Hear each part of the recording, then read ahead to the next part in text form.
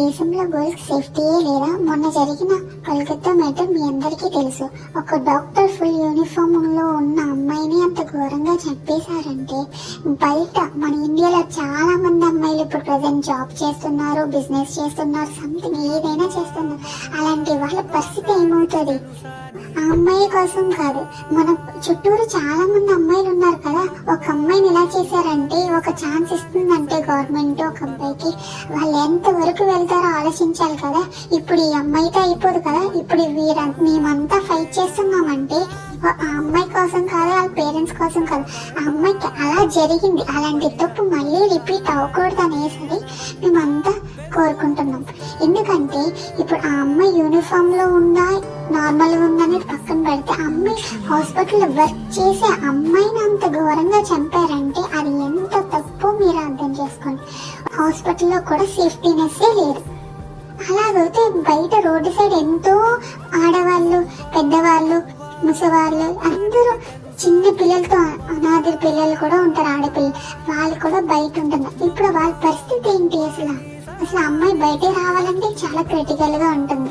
అమ్మ ఇలా బయటకు వెళ్తున్నామంటే వాళ్ళకి చాలా టెన్షన్ వస్తుంది. ఎందుకంటే అబ్బాయిలు అసలు ఎలా పడితే అలా ఉన్నారు. దీన్ని అన్నిటిని ఆపాలంటే ఫస్ట్ గవర్నమెంట్ అనేది ఏదో ఒక రూల్ పెట్టాలి.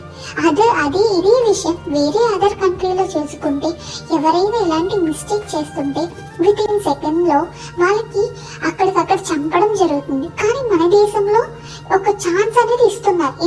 ఎందుకు ఇస్తున్నారు? అసలు ఇలాంటి ఛాన్స్ ఇవ్వడం వల్లే చాలా అమ్మాయిలు చనిపోతున్నారు. అది ముసలోళ్ళు అవని, చిన్నపిల్లలు అవని, పెద్దవాళ్ళు అవని, టీనేజ్ అవని, ఎవరైనా చనిపోతున్నారు. దీన్ని అన్నిటిని ఆపాలంటే ఈ సెకండ్ ఛాన్స్ ఇవ్వకుండా ముందు తప్పు చేసిన పర్సన్ ని అక్కడికక్కడే కాకుండా 10 రోజులు హింస పెట్టి, ఎలాగైతే ఆ అమ్మాయిని ఎలా ఇబ్బంది పెట్టారో దానికి ట్రిపుల్ గా తన్ని టార్చర్ చేసి చంపేస్తే ఇలాంటి పరిస్థితి మళ్ళీ నెక్స్ట్ టైం రాదు. ఎందుకు వస్తుంది? ఆల్రెడీ ఒక అబ్బాయిని చంపిన తర్వాత ఇంకో అబ్బాయి ఎందుకు అలాంటి మిస్టేక్ చేస్తారు? చేయరు కదా. సో నా నుంచి రిక్వెస్ట్ ఏంటంటే, తన ఎలా అయితే ఆ అమ్మాయిని హింస పెట్టాడో దానికి ట్రిపుల్ హింస పెట్టి ప్రతి సెకండ్ టార్చర్ చూపించి 10 రోజుల్లో అక్కడికక్కడ చంపాలి. అది కూడా ఇప్పుడు పోలీస్ స్టేషన్ లో వేస్తున్నారు. దానివల్ల యూజ్ ఏంటి? టైంకి ఫుడ్ పెడుతున్నారు, టైంకి టీ కాఫీస్ ఇస్తారు, అన్ని టైం తింటాడు, అయిపోయిన తర్వాత బయటకు వస్తాడు, మళ్ళీ కంటిన్యూ చేస్తాడు. దీనివల్ల ఎవరికి లాభం? ఎవరికి లేదు కదా. నా నుంచి రిక్వెస్ట్ ఏంటంటే, ఎవడైతే ఆ అమ్మాయిని అంత ఘోరంగా చంపాడో అలాంటి ఎడవలని ఫస్ట్ మనం టార్చర్ చేసిన 10 రోజులకి అక్కడికక్కడ చచ్చిపోయేలా ఉండాలి, ఆ టార్చర్ భరించక. ఇది నా నుంచి వచ్చే రిక్వెస్ట్. దీని వల్ల ఎంతో అమ్మాయిలు సేఫ్ అవుతారు. ఆ అమ్మాయి సింగిల్ గా చనిపోవడం కాదు, మనం అందరం ఫైట్ చేసి ఆ అమ్మాయి ద్వారా మనం అందరం సేఫ్ అవుతాం. కానీ ఆ అమ్మాయి ఒంటరిగా అయితే వెళ్ళలేదు. ఆ అమ్మాయి మనతోనే ఉండి మనతో ఫైట్ చేసి మన అందరి లైఫ్ ని కాపాడుతుంది. అంతే. తను ఒక గాడ్ లాంటిది.